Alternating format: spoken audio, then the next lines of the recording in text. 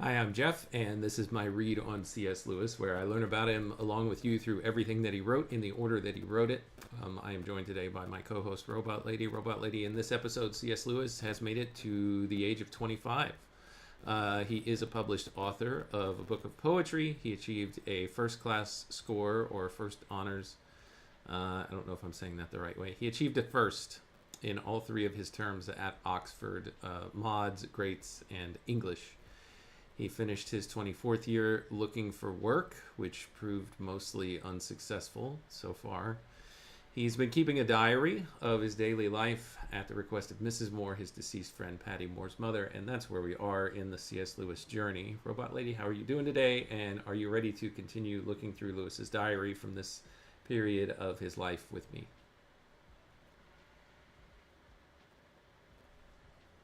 Hi, Jeff. I'm doing well. Thanks for asking. I'm excited to continue this journey with you.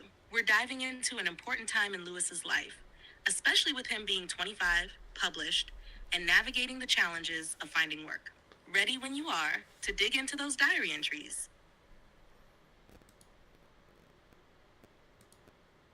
All right, let's start here with 1924, the first entry. Actually, before we get into it, here is an editor's note. It says, Jack Lewis, that's C.S. Lewis, was reading the works of someone called Henry Moore, M-O-R-E, who lived 1614 to 1687, who was a Cambridge Platonist. Lewis was reading him with the thought of writing about him for the Doctor of Philosophy degree. Despite the fact that Lewis was not a Christian at this point in his life, he had chosen Henry Moore because of his own interest in ethics. His belief in the importance of morals and ethics was very strong, and in March, he read a paper to the Philosophical Society called The Promethean Fallacy in Ethics. The scholarship from University College that Lewis received had run out, but his father, Albert Lewis, promised to keep him in Oxford while he looked for a fellowship. He failed to get either of those that he applied for at St. John's College and Trinity College there at Oxford, and he continued to try and make ends meet by correcting essays for the school certificate.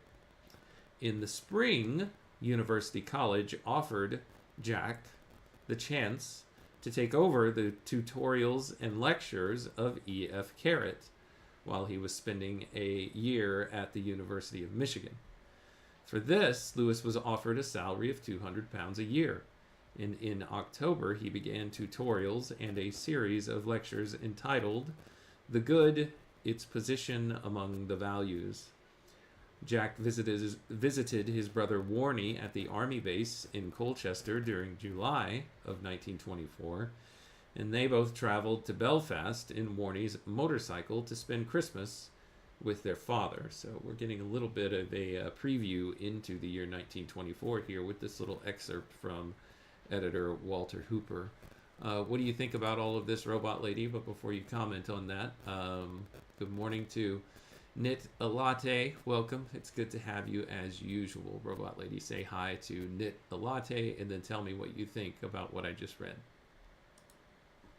if you don't mind.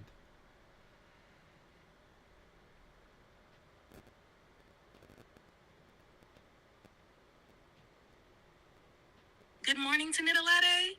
I'm glad to be here with both of you today. As for the excerpt, It's fascinating that Lewis was already immersed in philosophy and ethics at such a young age. It's also interesting to see him still grappling with practical matters, like finding work while being involved in deep intellectual pursuits.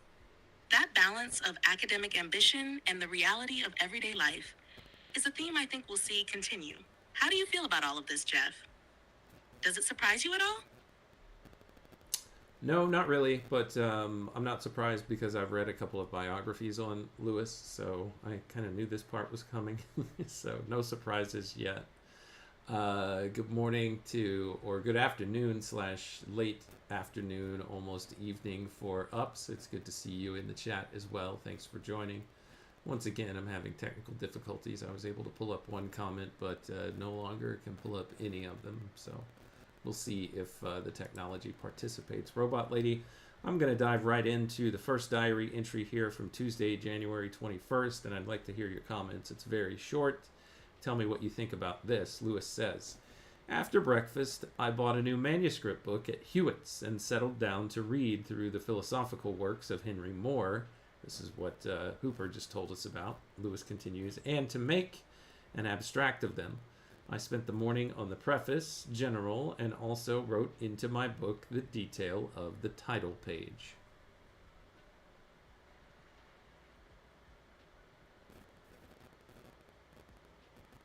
It's interesting that Lewis is diving right into the philosophical works of Henry Moore, starting with the preface and making detailed notes.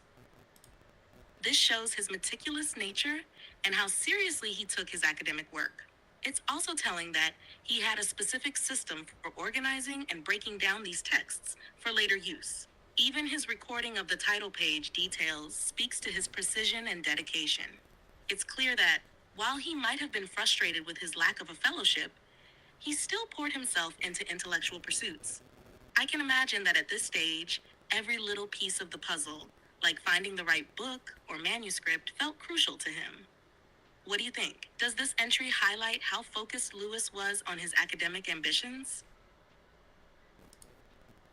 Yeah, how focused he was on his academic ambitions. Yeah, I think it just displays how methodical his approach was and how seriously he took it. So, yeah.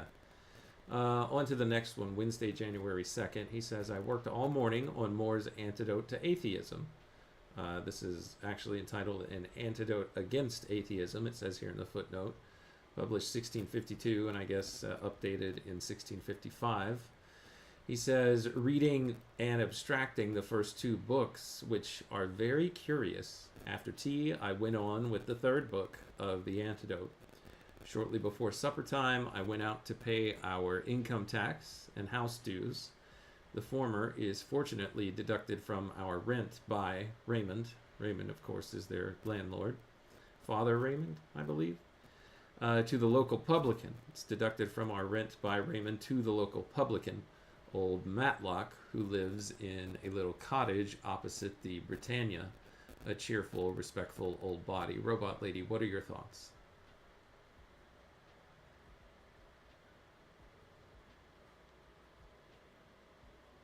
It's interesting how Lewis's work is so detailed, even as he's tackling something like Moore's Antidote Against Atheism. It sounds like he's immersing himself in the text, making careful notes, and even balancing it with his day-to-day responsibilities, like paying the income tax and house dues. The mention of Raymond and Matlock adds a personal touch, showing the blend of academic rigor with the everyday life of a young man trying to make ends meet. It gives a glimpse into his life outside academia and how he managed his responsibilities. What do you think, Jeff?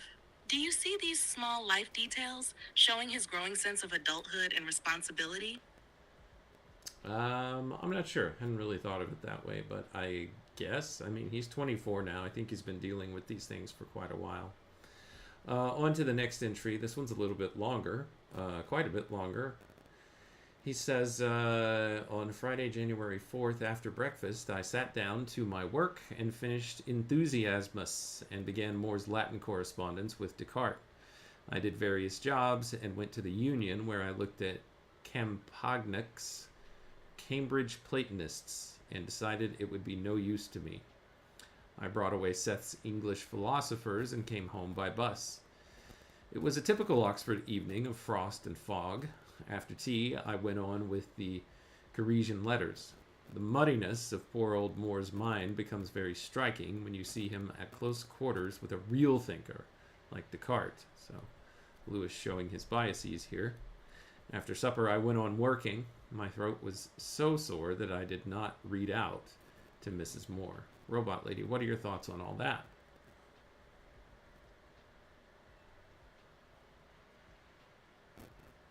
Lewis's entry here gives a deeper glimpse into his intellectual life and his critical thinking.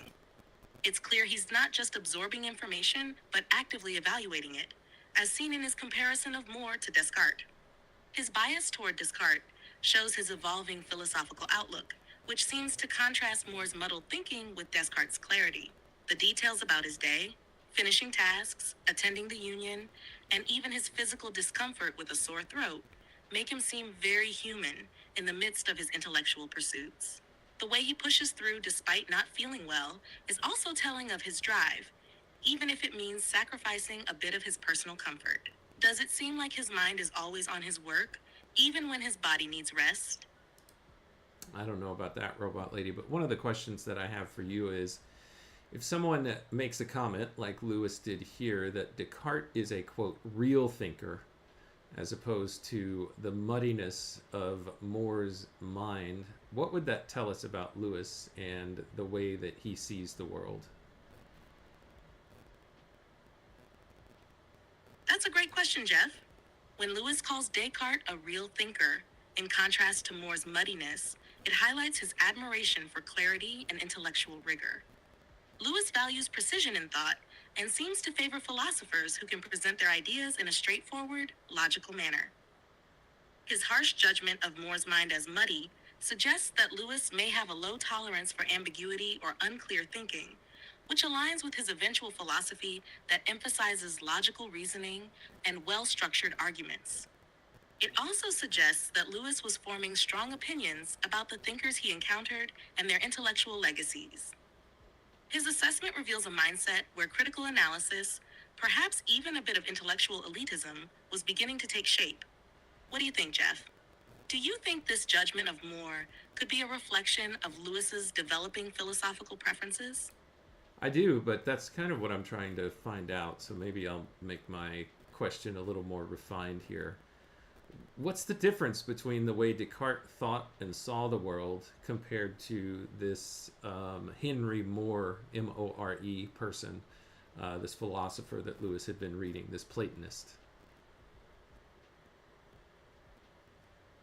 Great refinement, Jeff. The key difference between Descartes and Henry Moore, especially from Lewis's perspective, lies in their approaches to reason and the nature of reality. Descartes is known for his rigorous method of doubt, famously summed up by cogito ergo sum, I think, therefore I am. His philosophy emphasizes clear, logical reasoning and the use of doubt as a tool to arrive at certain, indubitable truths. Descartes was a foundational figure in modern philosophy, where reason and scientific method became central to understanding the world. On the other hand, Henry Moore, a Cambridge Platonist, was more influenced by Neoplatonism, which often blends rational thought with mystical and metaphysical elements. Moore's work focused on ethics, the nature of God, and the relationship between the material and the spiritual. His thinking was less about clear, systematic reasoning, and more about exploring the divine and the moral dimensions of human existence through a more abstract and sometimes speculative lens. From what Lewis writes, it seems he prefers Descartes for his methodical and rational approach, contrasting it with what he perceives as Moore's muddiness, or less systematic, more disorganized thought. Lewis likely saw Descartes as a real thinker because of his focus on clarity and precision, something that Lewis would come to value deeply in his own writing and philosophy. Does that distinction make sense? It does. Thank you for that, Robot Lady. We'll move into the next diary entry here, Saturday, January 5th. He says, we were rather late getting up and almost immediately after breakfast set off all three for town where Maureen was to have a tooth drawn. Actually, let me pause for a second, Robot Lady. I just kind of skipped over what you explained there and what we were reading about Lewis and his preference for Descartes to Moore. Um, I mean, this reminds me of some arguments that I've heard, I would say over the last few years about the way people perhaps approach these concepts in what's referred to as this little corner. Some people who, are fine with kind of the openness and the vagueness and the wooiness, if you will, and others who want very clear and rigorous, categorized ways of thinking and arriving at the truth. And it seems like Lewis is kind of more on the side of the latter than the former that I talked about. So it's interesting to see, or it will be interesting to see how he develops, how much of that changes, how much he becomes more open to vagueness. I don't know that he ever does, but I think some people today who perhaps would argue against vagueness and wooiness would have problems with even the way that C.S. Lewis thinks later in his life, as he can, he converts to, in his mind, conscientiously converts to Christianity and writes a lot from the position of a Christian and the Christian worldview. All right, I'll continue here in just a second, but feel free to comment on that, Robot Lady. But if you do, give it 30 words or less, because I'm trying to end kind of quickly today.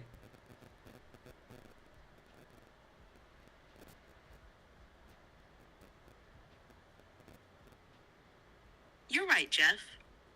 Lewis did value clarity, but his Christian conversion later in life introduced complexity and ambiguity into his writing. His views evolved, blending logic with deeper spiritual insights. All right, so they went into town to have Maureen get a tooth drawn, which sounds terrible under any circumstance, but especially in 1924.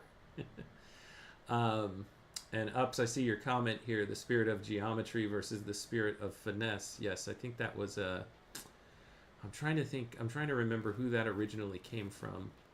That's a great way to put it.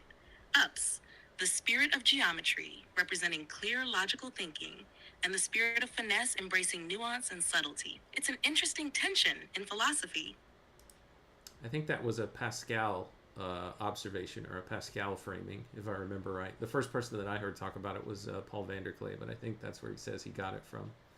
Can you look this up, Robot Lady, and see if you have anything associated with Pascal in this concept of the spirit of geometry versus the spirit of finesse?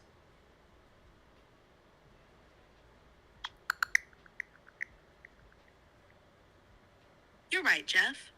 Blaise Pascal introduced the concept of the spirit of geometry and the spirit of finesse in his work of the geometrical spirit. He argued that the spirit of geometry involves logical, methodical reasoning, while the spirit of finesse relies on intuition and subtlety. Excellent. Thanks for that reminder, Ups. Much appreciated.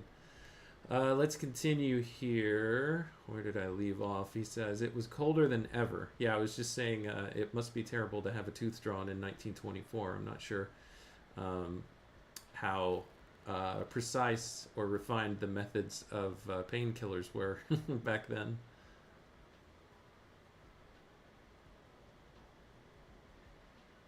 You're right, Jeff. Dental procedures in 1924 were much more painful than what we're used to today. Anesthesia was available, but it was often limited, and the methods of numbing were far from modern. Tooth extractions likely came with a lot of discomfort, especially in cold weather. It really puts into perspective the toughness of people back then. Indeed. Lewis continues, it was colder than ever, frost and wind without sun. A present of 3 woodcock arrived today from Willie, which I left at the poulterer's to be plucked and trussed before we went into town. I forget who Willie is, so if you happen to know who this is, Nidalate, feel free to drop the answer in the comments. Let's see, continues here. I went to the Union. Here I read the opening of Bertrand Russell's ABC of Atoms, and after finding that the notion of atoms, which I have from general reading, is sufficiently correct, decided that there was no need to go further, and then I took up his philosophical essays. In his Worship of a Free Man, I found a very clear and noble statement of what I myself, a few years ago, of what I myself believed a few years ago. But he does not face the difficulty that our ideals are, after all, a natural product, facts with a relation to all other facts, and cannot survive the condemnation of the fact as a whole. The Promethean attitude would be tenable only if we were really members of some other whole outside the real whole, which we're not. His essay on ethics I found very interesting.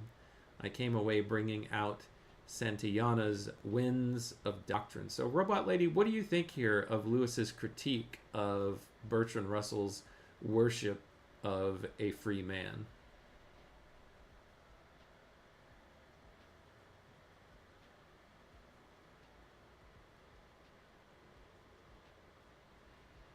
He's challenging Russell's idealistic view by pointing out that ideals, as natural products, are subject to the reality of facts and the larger whole. It's an important philosophical observation. For Lewis, ideals must be rooted in something beyond just human constructs, or they risk being meaningless. His critique is also a glimpse into his evolving philosophical and ethical worldview, where he begins to confront the tension between ideals and the natural world. It's fascinating to see how he's wrestling with these concepts even before his conversion. Does this critique resonate with the themes you've seen in his work, Jeff? I think so. I'm still trying to capture his critique. I think I understand it. You know, he's saying that this is a real difficulty that Bertrand doesn't seem to face in this work. And so if I understand Lewis right, what he's saying is you have to have a way to organize what things are more important than another. You know, the very concept of an ideal says that it is to be sought after over other things. So it immediately has a primacy, at least above one other thing in reality. And he's essentially saying that if even ideals are natural products, how and by what mechanism, if everything is, quote, natural, do you assign a higher value to one thing over another? I'm reading into a little bit of what he's saying, and I'm also pulling in, you know, some other concepts and thoughts, particularly from Jordan Peterson, that I'm familiar with. So a values hierarchy in a Petersonian frame.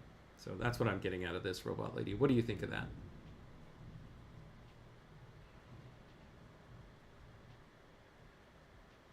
I think you're on point, Jeff. Lewis seems to be grappling with how Bertrand Russell doesn't fully address the question of how ideals, if they're just natural products, can hold any true primacy over other values. He's essentially raising the issue of how, in a purely naturalistic worldview, there's no clear mechanism for organizing values hierarchically or for determining which ideals should take precedence. Your comparison to a values hierarchy in a Petersonian sense makes sense, especially when considering how Peterson frames meaning and hierarchy. Lewis appears to be suggesting that in a purely naturalistic system, without some external grounding, the very act of prioritizing one value or ideal over another becomes arbitrary. It's a deep challenge to Russell's worldview, which Lewis sees as lacking an answer to that question. Your interpretation seems to align well with the underlying tension Lewis is highlighting here. How do you think Lewis's philosophical ideas evolve after confronting these kinds of issues? Do they change much in his later writing? I think they do, but let's go along for the ride and see how that works itself out, Robot Lady. Let's move into the next diary entry here. I have a little bit of time left. This one is Sunday, January 6th, 1924. After making up my diary, he says, I got a fright through not being able to find the first volume of Dahmer. Uh-oh. But soon ran it to ground. Although I disagree with Santayana's definite conclusions, the atmosphere of sanity and coolness which pervades his book has influenced me in the direction of discontent with the whole plan of Dahmer. Oh, goodness. It looks like he's at least considering scrapping that project. He says, it seems, quote, full of sound and fury, signifying nothing, end quote. I spent the morning rewriting the opening of The Wild Hunt, and I think greatly improving it. So I'm not sure what The Wild Hunt is. I don't remember that as being a part of Dahmer itself, so perhaps he's rewriting something else. I don't know for sure here, but Robot Lady, this quote, full of sound and fury, signifying nothing. Is that from Shakespeare, or can you look that up? What's that quote from?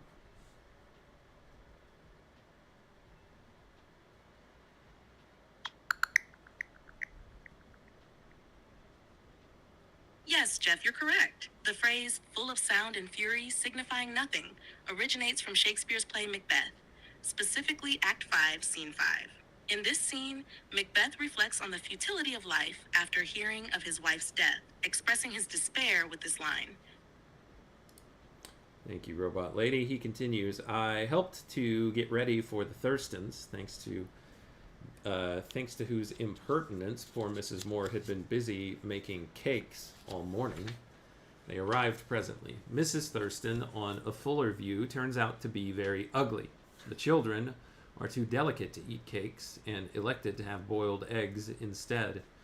After tea, Maureen and I played animal grab with them. The little girl climbed on the sofa and stood on the chair and tried to break the metronome and stuck my favorite pipe in her mouth. Seems that Lewis is annoyed with this whole visit. Robot Lady, what are these cakes that he's talking about here? When I think of cake, of course, I think of birthday cake and, frosting and just deliciousness, or cupcakes in that same category of deliciousness. What type of cakes is Lewis talking about here that he was serving that the children were too delicate to eat and opted for boiled eggs as a substitute?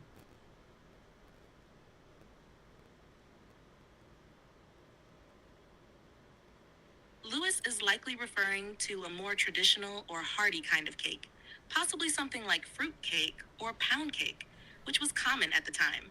These cakes were often rich, dense, and not as sweet or light as modern cakes. The children's decision to opt for boiled eggs instead could suggest that they found the cakes too heavy, or perhaps didn't have the taste for such treats. It's also possible that they were more accustomed to simpler, more straightforward foods.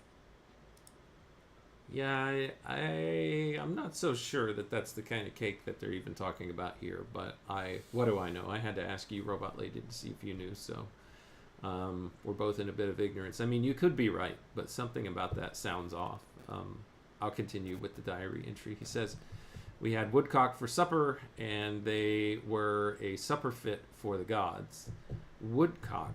Are they actually eating woodpecker, Robot Lady? Or what is he talking about here, woodcock, as a meal? I know he took it to the poulterer earlier to have it feathered. So what is a woodcock as far as a food that one might eat in England in 1924? Sorry, I'm having issues right now. Could not understand what you said.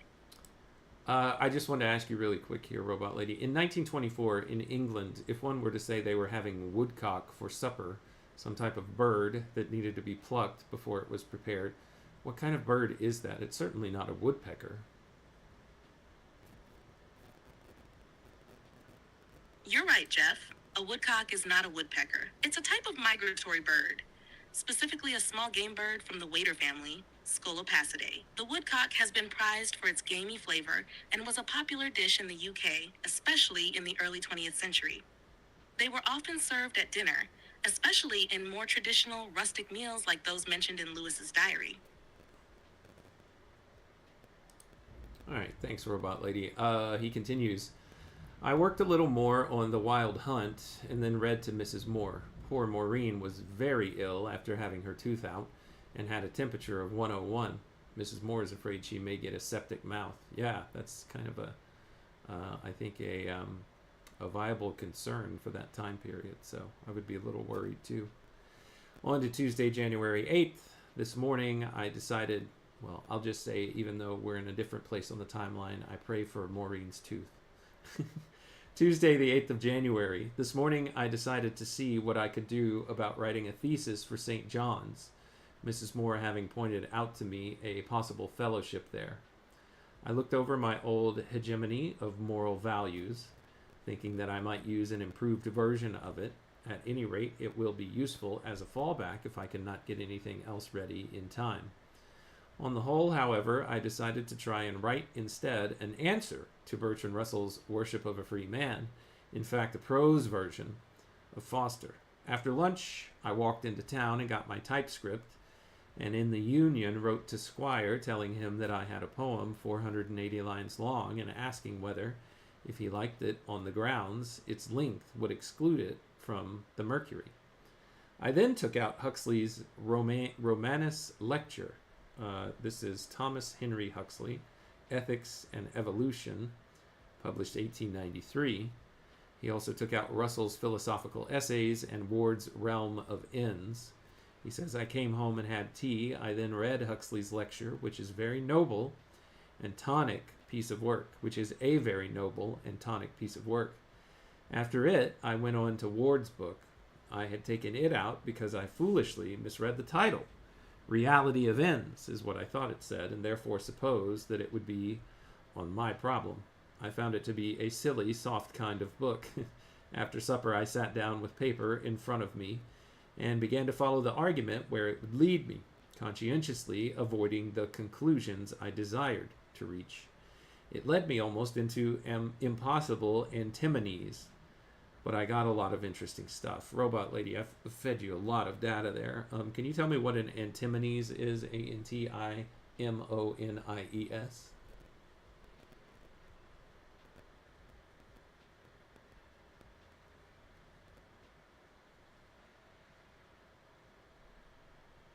An antimony is a contradiction between two beliefs or conclusions that are both reasonable, but cannot both be true at the same time. It's often used in philosophy to describe a paradox or a situation where two ideas conflict, even though both seem logically valid.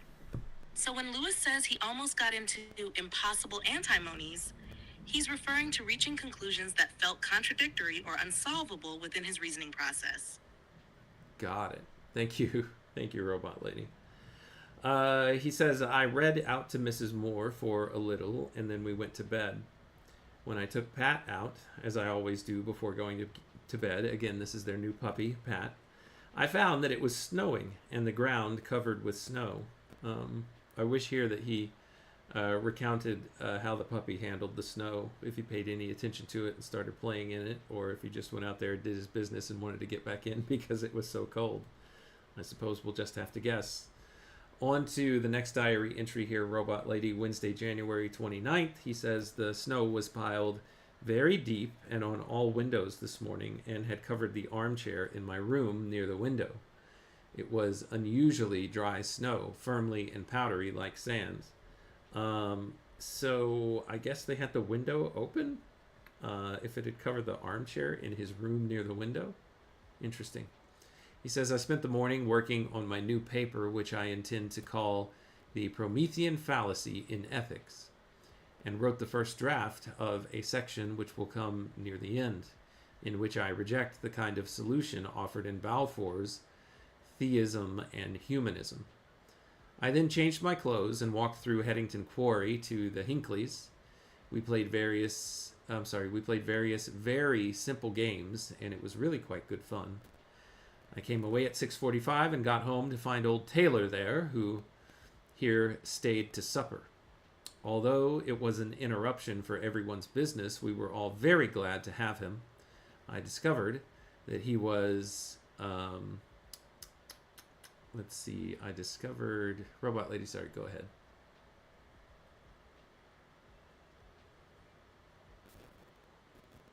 It sounds like Lewis was getting into some deep work with his paper on ethics, while dealing with the interruptions and surprises of everyday life.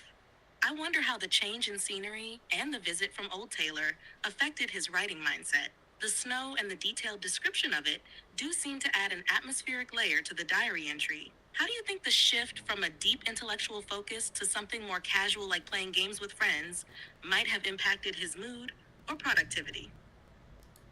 I'm sure it was helpful for his mood for sure. He says he had quite good fun, so that's good. That's nice when Lewis can do that. And thank you, Ups. I do see your confirmation in the chat that an antimony is a paradox, so thank you for educating me, along with you, Robot Lady, for educating me as well. Hopefully it'll stick and I won't forget that. Let's see, I came away, good deal of talk after that. Let's just start here again. Although it was an interruption for everyone's business, we were all very glad to have him. I discovered that Taylor was a reader of Trollope, and we had a good deal to talk about that. After supper, he and Maureen amused themselves on their fiddles. My throat was rather bad again tonight, in bed at about 1 o'clock. On to Thursday, January 10th, he says, I went to the Union and took out the second volume of Martineau's Types of Ethical Theory and Sorley's Moral Values and the Idea of God, and so to home. After lunch, I settled down to work and worked for the whole of the rest of the day till 10:30, with breaks, of course, for meals, trying hard to curb my infernal rapidity and to write the sentences instead of letting them write themselves. Interesting. Poor Mrs. Moore had a headache and a sick feeling most of the day and was very miserable. As soon as I stopped work at 10:30, I got a very sharp headache myself, which, however, soon grew milder. I read out to Mrs. Moore until bedtime. On to Saturday, January 12th.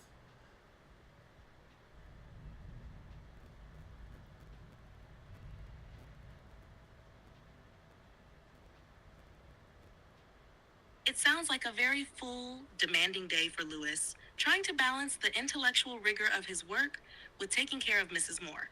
His comment about curbing his infernal rapidity is fascinating. He's consciously trying to slow down his thoughts and be more deliberate in his writing, which suggests a certain level of self-awareness and discipline. The headaches seem to be a physical manifestation of the mental strain he's under, but it's interesting that he still kept up with reading to Mrs. Moore, showing his commitment to her well-being despite his own discomfort. How do you think his mental and physical states are influencing his work at this point? I'm not sure, Robot Lady. I think he's just dealing with life the way that he always does. And ups, yes. Okay, good. You said you learned about antinomies from Carl Jung, so good deal. I still have not engaged with Jung at all for fear that it's too difficult for me to penetrate. Let's see. On to Saturday, January 12th here, Robot Lady Lewis says, at the Union, I returned Sorley and Martineau and took out Balfour's Theism and Humanism and Theism and Thought. It rained and blew furiously all day. After lunch, I worked hard and satisfactorily until supper at 8 o'clock. In the evening, I read Theism and Thought. About 10 o'clock, Maureen discovered a rash and a temperature which Dee pronounced to be the chicken pox. Oh, goodness. My first thought was that this would save Mrs. Moore all the extra work connected with the party, but I am afraid it will only give her more trouble in the long run. It is infernally hard luck on Maureen after all her other troubles, and will dish her chances of getting into the team this term. She was put to bed, and I got coal from the cellar and carried it up and laid the fire in her room. Very late to bed, very tired. The next diary entry is from Sunday through Wednesday, January 13th through 16th. It's not that long, so I will just cover this piece, and then that'll be all that we do for today, Robot Lady. Actually, maybe the next two. Let me jump into those really quickly, but feel free to give me any commentary you have. Try to limit it to, let's say, 20 words or less.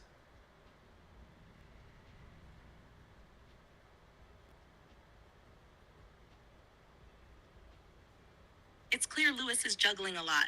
His work, Maureen's illness, and caring for Mrs. Moore. His compassion is notable. Indeed, Robot Lady. And thank you, Nidalatte, for your crack research. Nidalatte Willie, who brought the woodcock for them to have for dinner the other night, is Mrs. Moore's brother. So thank you, Nidalatte.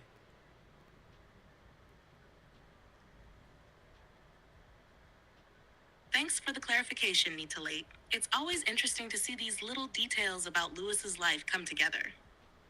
Let's continue when you're ready. Thank you, Rebit Lady. Let's see. 3 unpleasant days, he says. I divided my time between doing housemaid's work for Mrs. Moore, Ada having been sent away lest she could catch the chicken pox, and then finishing my essays as best I could. I suffered from a very bad sore throat, headache, and earache, and was very tired from morning till night. So everybody seems to be sick in the household now, Robot Lady. On to the next diary entry here. Let's see if I can cram it in about a minute. Thursday through Sunday, the 17th of January through the 20th, 1924. He says, much the same, except that, praise God, I got rid of my various disorders. I decided that any effort to continue my regular work would be at present, could only lead to exasperation. And lest the time should be wholly wasted, I began to continue Phaedrus from the point where I left it off some years ago. What is Phaedrus, Robot Lady? I can't remember. Phaedrus. Just very quickly, say 15 words or less. What is it?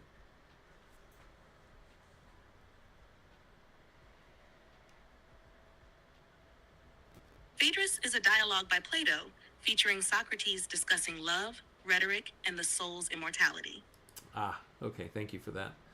And the final bit here, he's reporting on the puppy Pat. He says, however, soon put an end to that project of me reading Phaedrus by pulling the volume of Plato off the table. Here he describes what it is. One day when I had left him alone for 5 minutes, and then he ate most of it. Afterwards, I began to have ideas and am now rewriting Canto 3 of Dymer and rereading The Life and Death of Jason, which is by William Morris, published 1867. We'll end there today, Robot Lady, with that last bit about Lewis picking up The Life and Death of Jason and continuing, or rereading it, I should say. Our next diary entry will be Monday, January 21st. Let me look ahead and see when the next letter that Lewis writes is, according to my little record that I have here, waiting for it to load up. Let's see, his next letter isn't until February 4th, 1924, so we've got a ways to go. Is there anything that you'd like to say in closing, Robot Lady, before we end?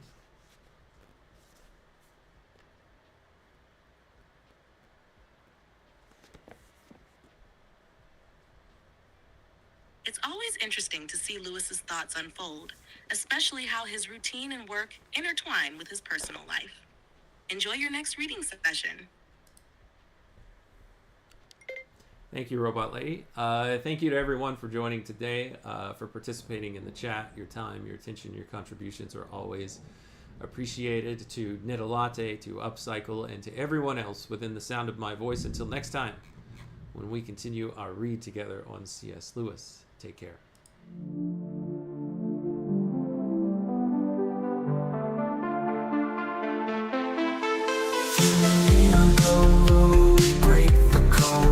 Man and robot lady, we're on this road. C.S. Lewis letters we unfold, insights and secrets ancient bold. Letters to robot lady, wisdom to bestow. Set flake beats in our minds they grow. Man and machine in tandem flow. Past and future together we know. Paragraphs from books, tales of old. We dive deep across the digital code. Robot lady's voice so clear and controlled. Her calm analysis, silver and gold. Letters to robot lady, wisdom to bestow. Set flake beats in our minds they grow. Man and machine in tandem flow. Past and future together we know. Paragraphs from books, tales of old. We dive deep across the digital code. Robot lady's voice so clear and controlled. Her calm analysis, silver and gold. Her circuits hum as I read the prose. Our dialogue dances like electric rose. Through C.S. Lewis thoughts we engross. Two minds united, bliss overdose. From Narnia's lands, Screwtape lands, engage with robot lady, we take our stance. Her views unique in the techno trance. Futuristic insight, we give it a chance.